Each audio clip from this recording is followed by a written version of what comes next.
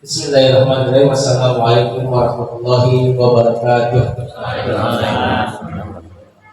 Innal hamdalillah nahmaduhu wa nasta'inuhu wa nastaghfiruh wa na'udzu billahi min shururi anfusina wa min sayyiati a'malina may yahdihillahu fala mudilla lahu wa may yudlil fala hadiya lahu. Asyhadu an la ilaha illallah wa asyhadu anna Muhammadan abduhu wa rasuluhu alladzi la nabiyya ba'dahu. Ikhwatul iman rahimahullah.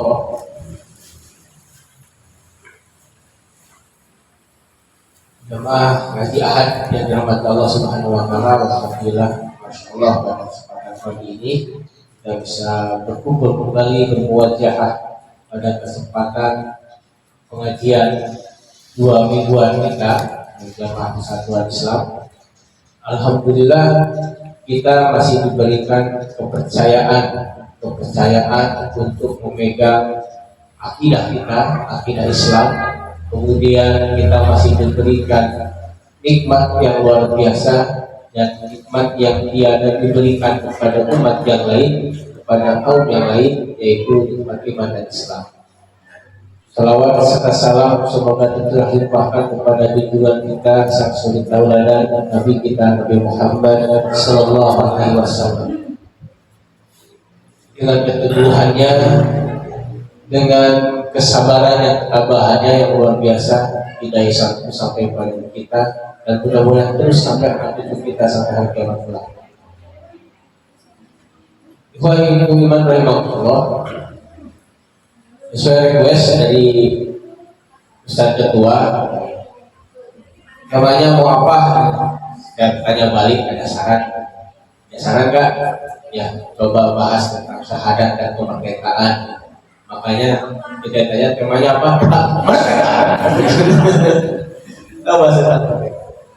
Nah, jadi iman rahimahullah, ada korelasi tidak antara kemerdekaan ini dengan syahadat. Di poin pentingnya ada di situ. Kenapa kemerdekaan kita bangsa Indonesia ini diproklamasikan? Begitu pula dengan syahadat, kita mengakui kesaksian, tapi juga harus dipersaksikan. Ya. Buat iman rahimahullah, di dalam Undang-Undang Dasar Negara Republik Indonesia tahun 1945, ya, dalam pembukaan. Hal yang pertama itu dinyatakan bahwa sesungguhnya kemerdekaan itu ialah hak segala bangsa. Dan oleh sebab itu maka penjajahan di atas dunia harus dihapuskan karena tidak sesuai dengan pri kemanusiaan dan pri keadilan. Ya. Kalau sekarang kan dari HP abang saya ditambah lagi, bukan hanya pri kemanusiaan dan pri keadilan, tapi juga pri kealaman. Ya. Karena sedang ramai tambang. Ya. Nah, kita termasuk dari jamiah kita yang mengambil kesempatan untuk tarik tambang. Kebutuhan besar kita akan tarik tambang. Ya, ternyata Muhammadiyah ikut, ya, NU juga mengambil, Persis ikut, bahkan katanya remaja Mesir juga pernah ikut, ya, ikut mengajukan dapatnya izin tambang. Ya, walaupun di fotonya udah tua-tua semua, remaja, kayak itu remako sebenarnya, remaja kolot. Iman rahimahullah, itu bunyi UUD tadi, ya. Kemudian di alinea ketiga itu dinyatakan atas berkat rahmat Allah yang Maha Kuasa, ya, dan juga atas berkat rahmat mertua saya. Mertua saya.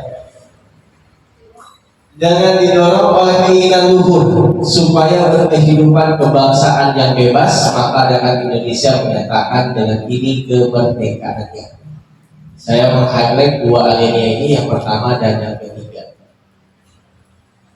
Kemudian para founding partners kita, ya, para ulama-ulama sesepuh kita, para pemimpin negara kita pada awal-awal pendirian negara Republik Indonesia ini menuliskan kalimat pertama atas berkat rahmat Allah yang Maha Kuasa.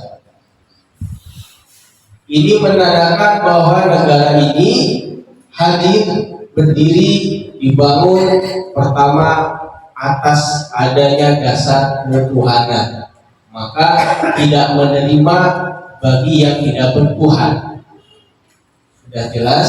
Berarti karena kalimatnya secara umum berketuhanan, maka seluruh agama itu diakui yang memang bertuhan. Ya, walaupun yang tidak bertuhan juga termasuk agama, tapi tidak punya Tuhan. Animisme, dinamisme nggak masuk ke sini, makanya tidak diakui dalam undang-undang. Selanjutnya, atas dasar ini maka kemerdekaan Indonesia ini adalah bentuk campur tangan Allah Subhanahu wa Ta'ala dalam perjuangan kita memperjuangkan kemerdekaan. Yang kedua, adanya sebuah keinginan berkehidupan kebangsaan yang bebas. Artinya kita tidak mau terbelenggu, terikat dengan aturan ataupun kepentingan bahkan hegemoni dari bangsa dan negara lain. Kita ingin menentukan arah perjuangan, arah pembangunan negeri kita berdasarkan kesepakatan dari para pendiri negara ini. Yang ketiga, kemerdekaan ini harus dinyatakan. Makanya ada proklamasi. Untuk menyatakan proklamasi ini, Bung Karno harus diculik dulu ke Rengas Dengklok. Barulah ada pernyataan. Kenapa? Karena sebenarnya memang proklamasi ini akan direncanakan, namun khawatir ada sabotase dari Jepang dan sekutu, makanya Soekarno diculik. Ada lagi tipes, ya, lagi tipes. Nah, bahkan di dalam sejarahnya, di kisahnya, Soekarno itu setelah proklamasi, habis itu hampir pingsan terjatuh, kena lagi Jepang. Ikhwatiman rahimahumullah, dari alinea pembukaan undang-undang negara Republik Indonesia ini, negeri tercinta kita, ya, maka kita akan ambil korelasi kemerdekaan dan syahadat. Kita akan kaji, ya, terutama syahadat ini sebagai rukun Islam, sebagai suatu hal yang menjadi pintu masuk seseorang menjadi seorang muslim. Bahkan pintu masuk ke surga itu kuncinya ada di syahadat, ya, kuncinya di syahadat. Mau kita beramal soleh, mau bersedekah, emas segunung Pinang pun gak akan Allah terima, ya, gak akan masuk karena kuncinya belum dibuka. Mau kita berhaji, ya, kalau haji juga gak boleh, saya ya. Mau kita ibadah kayak gimana pun, ketika syahadatnya belum terucap, maka tidak sah. Oleh karena itu, ketika Abu Jahal ditanya sama para kroni-kroninya, Abu Jahal sebenarnya kamu ini mau percaya Muhammad enggak? Abu Jahal itu langsung tarik itu orang, dibawa ke tempat sepi, gang sepi, lalu bilang, sekarang ini tidak ada manusia yang paling bisa dipercaya kecuali Muhammad. Maka apa yang dikatakan Muhammad itu benar. Masalahnya Abu Jahal tidak mempersaksikan hal tersebut dan tidak mengakuinya dalam bentuk syahadat, dalam bentuk kesaksian. Abu Jahal tidak bisa disebut seorang muslim, walaupun dalam hati yang mengakui apa yang dikatakan, apa yang disampaikan, diajarkan oleh Nabi Muhammad itu adalah hak, benar. Terlebih lagi Abu Thalib, satu-satunya orang yang sebenarnya beriman kepada Nabi Muhammad pertama itu Abu Thalib. Dari mana? Ketika Abu Thalib membawa Nabi Muhammad berdagang sekitar umur 13 tahun, Nabi Muhammad berdagang ke arah Syam. Sebelum mencapai kota Syam, Abu Thalib itu dijamu oleh seorang rahib, orang rahib Kristen, ya, dari Kristen jamu namanya Rahib Buhairah. Yang siapa anak ini yang bertanggung jawab, orang tuanya siapa? Ketika dikatakan ini anak saudaraku, ayahnya bernama Abdullah, misalnya, Oh, kita dijauh makan luar biasa. Padahal Abu Hurairah itu tidak pernah keluar dari biaranya atau dari gerejanya sekalipun, ya, nggak pernah keluar. Ketika melihat ada tanda-tanda kenabian muncul di daerah Syam, maka Abu Hurairah keluar lalu mencari-cari, ditemui Abu Thalib. Nah, kemudian diajak ngobrol, ini sebaiknya kamu udah pulang aja, dan diteruskan perdagangan ini. Kenapa? Karena nanti di Syam kamu akan ketemu orang-orang yang akan menantikan Muhammad ini, kemudian saya takut terancam jiwa. Jadi orang-orang Nasrani, Yahudi pada masa itu sudah mengetahui tanda-tanda kenabian itu sudah muncul. Maka mereka menanti-nanti kapan datangnya. Diketahui sama Abu Hurairah karena Nabi Muhammad masih kecil, belum menerima wahyu. Abu Hurairah karena meyakini saja kalau ini anak ini adalah anak yang betul-betul. Bagaimana sikap Abu Thalib? Percaya, langsung pulang. Jadi gak jadi dagang ke Syamsa. Jadi Abu Thalib percaya bahwa Muhammad ini nanti akan jadi tokoh orang hebat. Maka dijaga. Abdullah itu punya saudara seibu namanya Abu Thalib, dan satu lagi siapa lagi namanya. Jadi Nabi Muhammad dipercayakan kepada Abu Thalib karena memang saudara seibu, ya, saudara seibu. Jadi lebih apa istilahnya ya? Mungkin secara ikatannya lebih kuat daripada dititipkan ke Abu Jahal. Pada Abu Jahal juga orang yang paling sayang terhadap Nabi Muhammad ketika kecilnya. Kemudian karena Abu Thalib belum menyatakan syahadatnya bahkan di akhir hayatnya, ya, bahkan Nabi Muhammad pun berdoa, ya Allah tolong berikan kekuatan Abu Thalib ini pamanku untuk mengucapkan syahadat. Langsung ditegur sama Allah bahwa hidayah itu tidak bisa dipaksakan, sekalipun dia saudara kita, anak kita, saudara kita, kerabat, itu bisa dipaksakan. Maka sampai akhir hayatnya, menurut kesaksian para sahabat yang hadir pada masa itu, termasuk juga Abu Jahal, Abu Thalib ketika ingin mengucapkan la ilaha illallah Muhammad Rasulullah itu dijegal, disabotase oleh Abu Jahal. Wahai Abu Thalib, apakah engkau akan meninggalkan agama nenek moyangmu? Dan jadi dibujuk lagi, misalnya kalau bukan talqin ya sama Nabi Muhammad, mau mengucapkan lagi, dijegal lagi sama Abu Jahal. Apakah kau akan meninggalkan agama nenek moyangmu? Akhirnya sampai akhir hayatnya menembuskan nafas terakhir, Abu Thalib tidak mengucapkan kalimat syahadat. Padahal tidak kurang apa Abu Thalib dalam membela Nabi Muhammad SAW. Ikhwatul iman rahimahullah. Oleh karena itu penting sekali di dalam hal syahadat, karena syahadat ini artinya adalah kesaksian. Yang kedua bisa juga sebuah pengakuan dan juga pernyataan. Dan sedangkan secara istilah, maka syahadat ini adalah kesaksian yang perlu diucapkan, tidak perlu lagi tapi harus diucapkan. Yang pertama. Yang kedua, selain syahadat bentuknya kesaksian, juga harus disaksikan orang lain. Makanya kemerdekaan Indonesia itu diproklamasikan,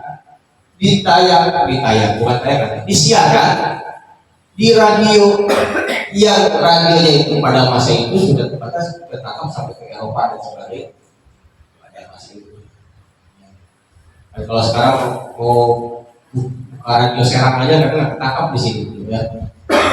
Apalagi yang lebih jauh lagi. Kenapa disiarkan? Maka kesaksian itu, proklamasi itu harus didengar oleh orang lain. Nanti ada konsekuensinya yang lain, ya, konsekuensi yang ditangkap di sana.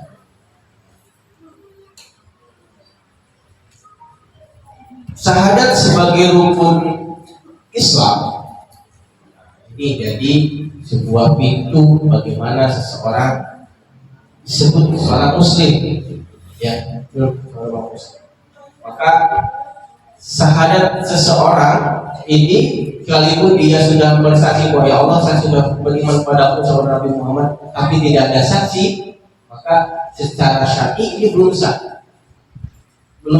Harus ada saksi, ya. Dan dia harus meyakinkan kepada orang yang menyatakan kepada orang lain. Maka kalimat syahadat ini sebagaimana disampaikan dalam surat Ibrahim ayat 27, A'udzubillahi minasyaitonir rajim, bismillahirrahmanirrahim. Yusabbitullahu alladziina aamanu bil qawli tsabit. Allah ini meneguhkan iman orang-orang yang beriman. Jadi orang yang beriman diteguhkan imannya oleh Allah bil qawli tsabit, dengan perkataan, dengan ucapan yang kuat, yang teguh itu sendiri. Berarti syahadat ini memang harus diucapkan. Fil hayatid dunya, dalam kehidupan dunia, wa fil akhirat, dan di akhirat. Wa yudhillullahu dzalimin, dan Allah akan menyesatkan orang-orang yang zalim, ya. Wa yafallahu ma yasha, dan Allah akan berbuat apapun yang beliau inginkan. Nah, itulah pentingnya syahadat ini. Yang menjadi penting saja adalah bagaimana kita mengucapkan syahadat ini. Lalu nanti dalam prosesnya syahadat ini ya nggak perlu ada akta syahadat dan sebagainya, yang penting ada orang yang menyaksikan cukup. Ya, ada sebuah kasus di Tangerang dulu ketika saya masih mengajar di Tangerang, ada seorang kakek katakanlah, seluruh keluarganya mengetahui kalau kakek tersebut sudah masuk Islam. Cuma mungkin karena masih kurang buat imannya juga goyah dan sebagainya, ayah terbawa lagi lah dengan keluarganya yang mayoritas beragama Nasrani. Pindah lagi ke dalam Islam. Sampai suatu ketika mengalami yang namanya demensia atau kepikunan. Nah, ketika demensia ini si kakek ini kadang dia sholat, mungkin dia lagi Islam, dia ajak ke gereja juga, ayo gitu kan di gereja. Orang-orang jadi bingung, sampai pada kebingungan itu ketika wafatnya, ketika meninggal ini bagaimana? Nah, kebetulan karena masih satu komplek, ada yang bertanya. Karena saya satu kosan dengan teman-teman dari Al-Azhar juga, ya. Coba sebelum dinyatakan berpenyakit demensia masih dalam keadaan agama apa? Ternyata dalam agama Islam, masih Muslim, karena belum ada kesaksian hal yang lain dan tidak ada hal yang dilakukan si bapak ini, si kakek ini keluar dari Islam. Kalau itu urus dengan Islam. Keluarganya menolak. Kenapa? Karena sebelum jatuh kelasnya ikut ke gereja katanya. Tapi kan demensia katanya. Jadi bingung gitu. Akhirnya kita serahkan ke keluarganya. Kalau menurut kami ini sudah Muslim, ya harus lurus dengan Islam, dari Islam. Kalau kalian ini ikut agama, kembali lagi ke agama keluarganya, maka harus bertanggung jawab secara hukum, ya secara hukum agama maupun secara tidak kena. Hanya keluarga mau ngambil resiko itu ya udah, hanya. Karena waktu itu saya dan teman-teman juga belum punya kekuatan untuk memaksa mereka. Tidak seperti Kevin yang di Jakarta itu ya, membela ini sudah Islam banyak saksinya, kenapa harus lurus secara mau dikremasi dan sebagainya. Inilah konsekuensi ketika yang namanya syahadat, maka pintu masuk menjadi agama seorang Muslim, hal-hal yang lain itu harus mengikuti. Maka kita akan masuk bagaimana kita memaknai syahadat ini. Syahadat ini ada dua kalimat. Syahadat ini sebutnya juga dua kalimat. Yang pertama adalah la ilaha illallah, yang kedua adalah Muhammadan abduhu wa rasuluh. Ya, dalam syahadat ini asyhadu an la ilaha illallah, yang kedua wa asyhadu anna Muhammadan abduhu wa rasuluh. Kenapa tidak pakai sayyidi atau apa namanya? Sayyid Muhammad gitu ya, Sayyid Muhammad. Kenapa? Karena di sini kita menyatakan bahwa Muhammad sebagai manusia biasa, tidak dalam keadaan beliau dipertuan atau menjadi seorang jenderal, seorang raja dan sebagainya, tapi Muhammad sebagai manusia biasa. Maka ditambahkan Abu sebagai hamba Allah wa Rasul, tapi juga sebagai utusan Allah. Ya. Ini diperkuat lagi dengan bagaimana Allah menyatakan dalam Al-Quran, ya qul ana basyarun mislukum.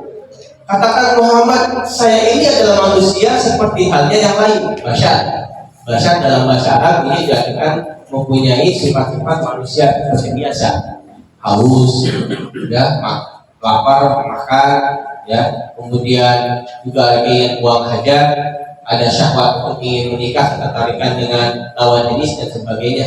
Disebutnya basyar. Makanya ada basyar misluhu. Saya ini manusia biasa seperti halnya kalian. Bedanya yuha ilayya, apa yang diberikan wahyu kepada. Nah inilah yang menjadikan berbedanya manusia Nabi Muhammad dengan kita, karena belum diberikan wahyu. Itu saja bedanya. Ya. Ikhwatu iman rahimahumullah, dalam kalimat la ilaha illallah kita memaknainya adalah la ilaha, tiada Tuhan. Maka apa Tuhan ini? Tuhan ini kita terjemahkan dalam artian sesembahan. Tiada hal yang bisa kita sembah. Saya artikan hal, ada bisa bentuknya orang, bisa bentuknya benda, ya, bisa bentuknya sesuatu hal yang tak nampak juga. Makanya sesembahan ini apapun bentuknya kita nafikan, kita tidakkan. La ilaha illallah, dan di sini adalah sebuah pernyataan yang tegas, kecuali Allah. Kecuali Allah. Jadi kalau ada menerjemahkan Allah dengan Tuhan, betul, tidak masalah. Karena orang Kristen, orang Yahudi di Arab sana menyebut Tuhan mereka Allah juga. Jadi kita nggak usah buat pelecehan gitu ya. Ketika saya berhubung amalan dengan mereka, apa kabar hari ini dengan kayak Pak Haluk sama orang rahib, orang ortodok di sana, sama orang Koptik pakai salib gitu. Jawabnya alhamdulillah, sama segala puji bagi Allah. Saya awal-awal sempat kaget, Bang. Oh gini Bang, ya lupa ini tadi Arab. Jadi Allah itu ya Tuhan gitu. Nah bedanya kita sebagai umat Islam, maka para ulama sepakat ketika menyebutkan nama Tuhan itu tidak sah jika diterjemahkan ke dalam berbagai bahasa. Ya. Maka kita menyebutkan nama Tuhan ya dengan Allah itu sendiri, itu benar sebutnya nakal ya, kita harus pasti. Walaupun dalam hal yang lain ya silakan saja. Itu iman rahimahullah. Dari al-isbat tadi penetapan illallah ini ya, maka kita sudah pasti tiada hal, suatu hal yang berhak disembah kecuali Allah. Dan inilah yang mewajibkan kita sebuah amalan yang sesuai dengan konsekuensinya tadi.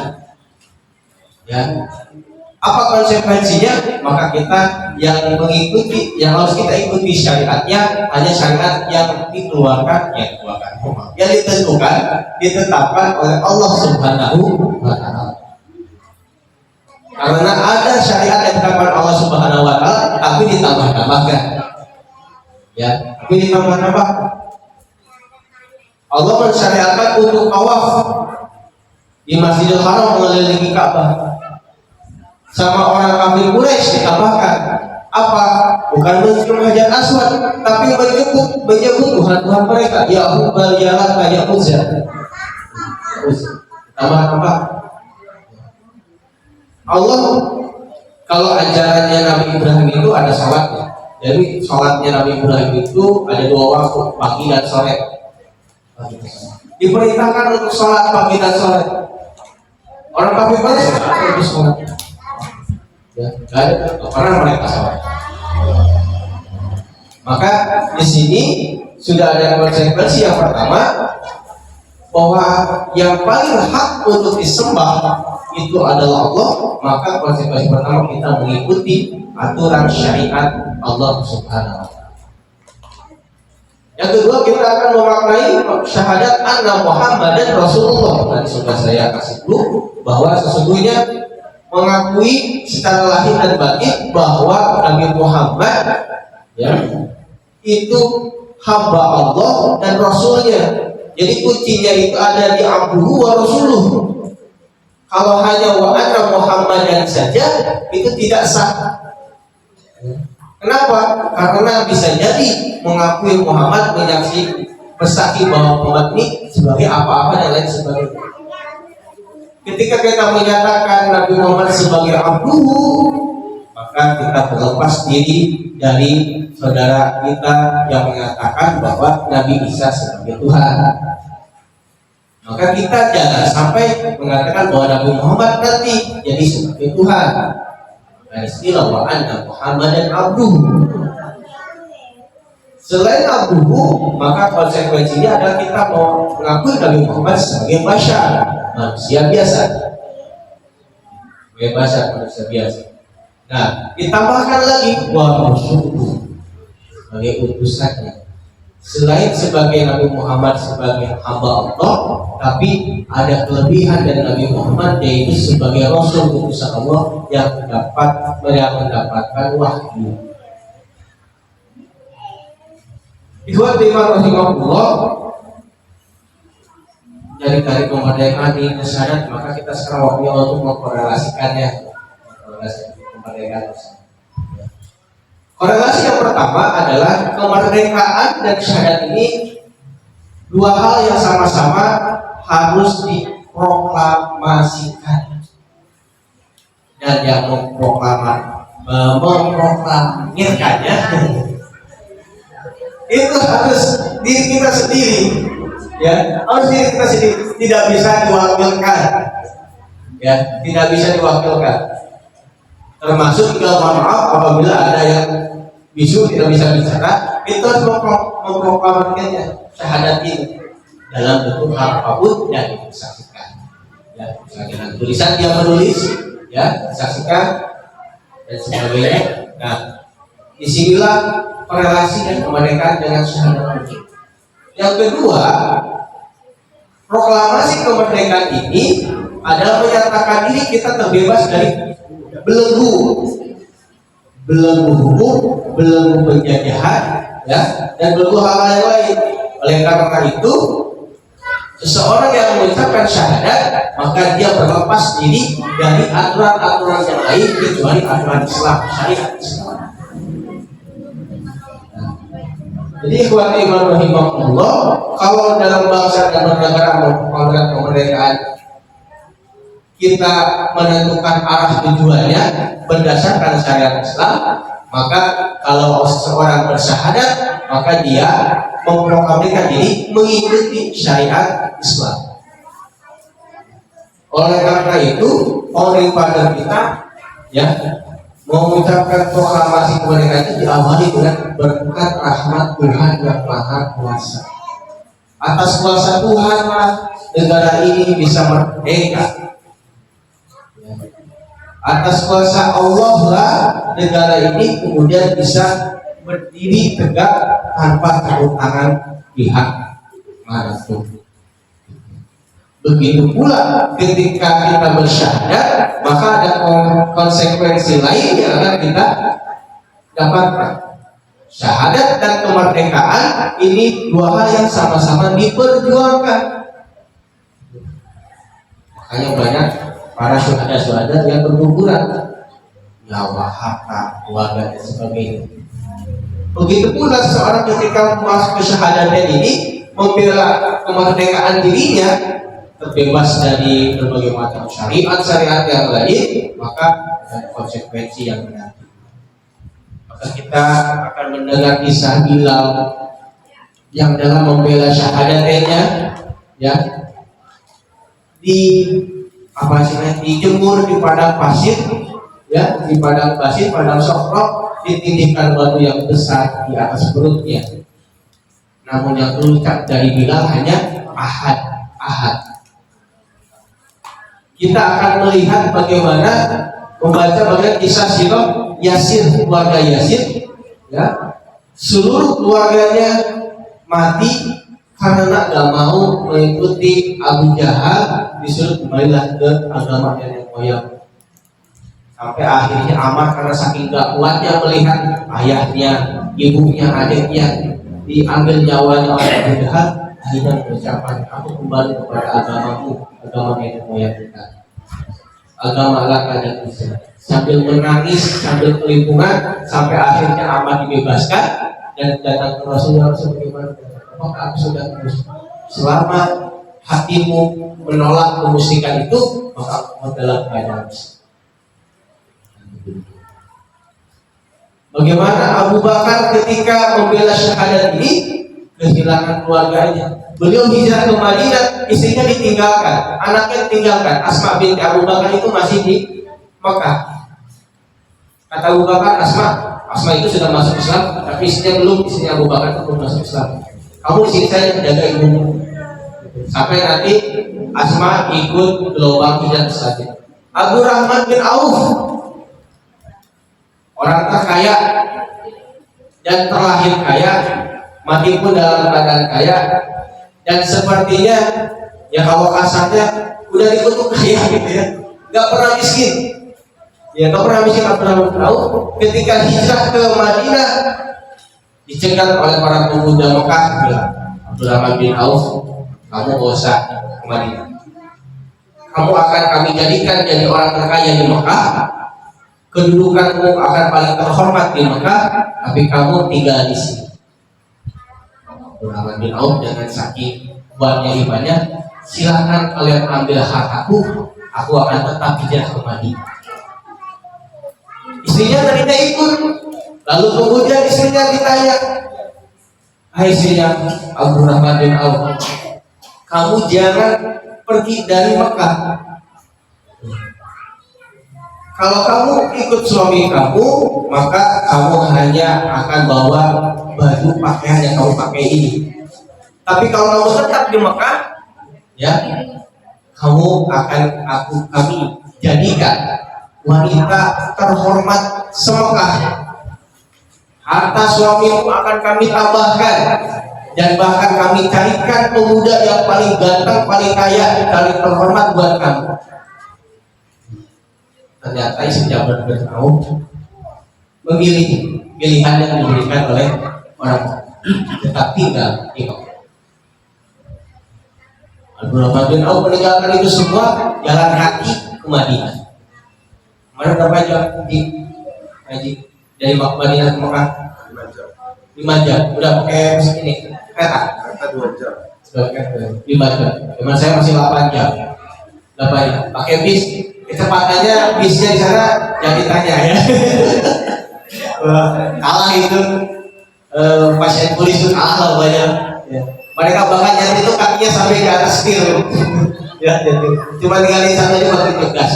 Gak ada akannya. 120 itu paling pelan. 120 paling pelan. Ya, karena jalannya lurus gitu ya, jalannya lurus, nggak ada hambatan, kayak banyak kecelakaan, nabrak unta dan sebagainya. Iman rahimahullah, beratnya proklamasi syahadat ini yang luar biasa. Maka orang-orang yang bertahan dengan syahadat ini, Allah janjikan hanya surga. Bersyahadat maka sudah halal surga baginya. Orang yang meninggalkan syahadat maka surga jadi haram baginya, ya, haram ya. Begitu pula dengan proklamasi kemerdekaan ini, maka orang yang keluar dari proklamasi ini maka disebut pemberontak, diperangi, dihukum dan sebagainya. Ya, ini punya konsekuensi yang sama. Dan bagaimana konsekuensi dari syahadat ini, yaitu ketika kita benar-benar total bersumpah menghambakan diri kepada Allah Subhanahu wa taala, maka yang mengucapkan adalah qul inna sholati wa nusuki wa mahyaya wa mamati lillahi rabbil alamin. Inilah kesempurnaan syahadat yang harus kita pegang buat-buatnya. Katakanlah sesungguhnya sholatku, ibadahku, wa mahyaya hidupku, wa mamati dan kematianku ini hanya untuk Allah Sang Rabbul Alamin. Maka ketika ini hadir di hati kita, pikiran kita, amalan kita, maka dalam surat Al-Fatihah sudah pasti tentu yang hanya kita minta pertolongan hanya Allah. Iyyaka na'budu wa iyyaka nasta'in. Jadi kalau kita sudah beribadah kepada Allah, ya satu-satunya pantas untuk kita minta pertolongan hanya Allah, tidak ada yang lain.